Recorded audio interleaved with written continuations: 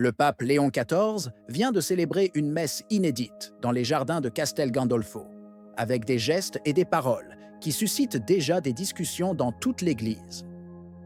Mais ce qui s'est passé là-bas révèle bien plus qu'il n'y paraît. Il y a des signes, des choix et des contradictions qui méritent d'être compris. Restez avec nous, car ce qui émerge de Castel Gandolfo ne concerne pas seulement le pape. Cela nous concerne tous.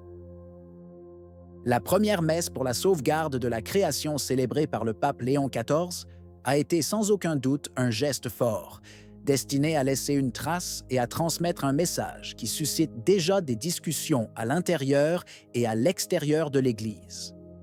Il ne s'agissait pas seulement de prononcer quelques mots sur le climat, mais de célébrer un rite officiel avec un nouveau texte liturgique écrit spécialement pour l'occasion, qu'il avait lui-même approuvé quelques semaines plus tôt. Le choix du lieu révèle lui-même la volonté de donner une profondeur symbolique à ce moment. Les jardins de Castel Gandolfo, un coin de verdure que François lui-même avait voulu transformer en laboratoire Laudato Si', deviennent ainsi l'autel de cette nouvelle attention. Pas à Saint-Pierre, pas dans une basilique, mais au milieu de la nature, parmi les arbres et les parterres de fleurs bien entretenus, avec le lac et les collines en toile de fond. Un environnement qui parle de lui-même et renforce le message d'harmonie avec la création. Le pape est arrivé sans grand cortège, accompagné d'un petit groupe de prélats, dont des personnalités clés des dicastères qui ont préparé le texte, et d'une poignée de fidèles. Au cours de la célébration, en plus de lire les prières prévues dans le nouveau formulaire, il a également inséré quelques phrases spontanées, visiblement non écrites, qui ont frappé par leur puissance. Il a parlé d'un « monde en feu », a élargi la discussion non seulement à la crise climatique, mais aussi aux conflits armés, et a demandé des prières pour notre conversion et pour la conversion de ceux qui ne comprennent toujours pas l'urgence de prendre soin de notre maison commune. Même sa posture et ses gestes étaient étudiés pour transmettre cette attitude.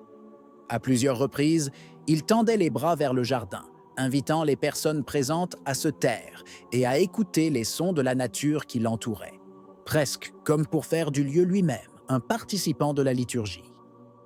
Mais dans ce contexte, le lourd héritage du pape François était également clairement visible. Le pontife qui, avec l'encyclique Laudato Si', avait transformé la sauvegarde de notre maison commune en l'une des pierres angulaires de son pontificat. Léon XIV reprend ainsi un flambeau difficile, celui d'un prédécesseur qui a placé les questions écologiques au centre du discours catholique et les a soutenues avec un langage souvent dur et passionné. Il est en effet remarquable que Léon XIV ait choisi un ton plus sobre et mesuré que l'hyperbole typique de François, tout en maintenant le ferme appel à l'urgence de la crise environnementale. Cet équilibre n'est pas simple. D'un côté, le pape ne peut ignorer le chemin déjà tracé par François. D'autre part, elle doit faire preuve d'une voix indépendante, capable d'interpréter le message avec de nouvelles nuances. Et c'est précisément là qu'apparaissent les premiers paradoxes. Une messe qui se veut contemplative et spirituelle, mais qui réitère un programme déjà fortement politisé. Un langage qui tente d'élever le discours, mais qui fait inévitablement écho aux slogans alarmistes qui circulent depuis des années. Cette première messe n'est donc pas seulement un événement liturgique, mais aussi un acte programmatique qui marque à la fois continuité et différence par rapport à François. Une déclaration d'intention pour suivre sur la voie de l'écologie intégrale, mais peut-être avec un ton plus harmonieux et moins conflictuel.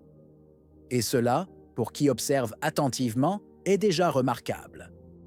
Le nouveau texte liturgique pour la protection de la création est arrivé comme une bombe dans le missel romain, et il ne pouvait en être autrement. Approuvé par le pape Léon, mais fils légitime du pape François, ce formulaire est le symbole parfait d'une Église qui, d'un côté, prêche la conversion et de l'autre, flirte avec les dogmes de l'environnementalisme mondial. Ici, le paradoxe est flagrant. La messe, cœur du sacrifice du Christ, se transforme en une déclaration d'amour pour la terre, avec des citations de Laudato Si', un langage qui rappelle une conférence de l'ONU, et des références à la responsabilité mutuelle entre l'homme et la nature, qui semblent avoir été écrites davantage à Genève qu'au Vatican. La question est inévitable. La crise climatique, aussi grave soit-elle, est-elle vraiment la priorité absolue de la liturgie catholique? Et surtout, quel sens y a-t-il à prier pour la création, tout en bénissant simultanément des accords internationaux qui, noir sur blanc, incluent des objectifs clairement incompatibles avec la foi? Le Vatican, qui se présente au monde comme le gardien de notre maison commune, a signé sans broncher l'Accord de Paris, un document qui, sous son noble engagement en faveur de la protection de l'environnement, comprend également des stratégies qui traitent la vie humaine comme un obstacle à gérer. Nous prions pour la conversion écologique tout en acceptant de faire partie d'un projet global qui considère chaque personne, en particulier la plus vulnérable, comme un numéro à réduire. Cette contradiction est si évidente qu'elle ne peut plus être ignorée. Nous nous agenouillons devant les arbres et les rivières, mais restons silencieux lorsque la dignité humaine est sacrifiée au nom d'un progrès mal compris. Et ce n'est pas tout. Cette précipitation a créé un nouveau formulaire, cette solennité pour un thème aussi récent et idéologiquement chargé se heurte violemment à la rigidité affichée envers les fidèles attachés à la messe traditionnelle. Pour les amoureux de la liturgie antique, les portes se ferment, les restrictions se multiplient. Pour l'écologie, on ouvre des jardins, on invente des prières, on écrit de nouveaux textes.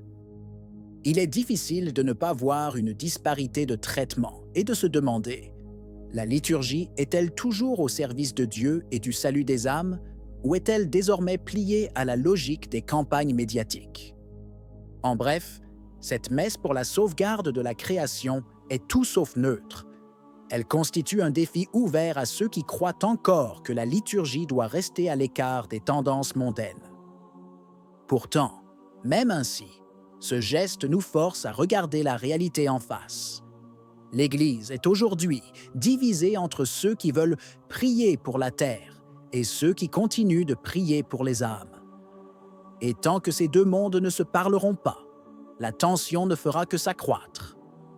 Tous les regards sont désormais tournés vers le pape Léon XIV, retiré à Castel Gandolfo pour réfléchir aux nominations à venir, aux changements nécessaires et à la personne qui le remplacera. Dans ce silence, loin des clameurs romaines, se joue une part importante de l'avenir de l'Église.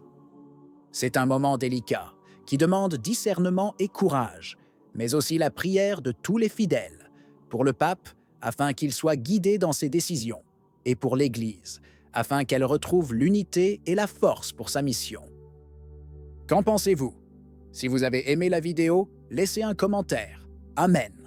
Que Dieu vous bénisse.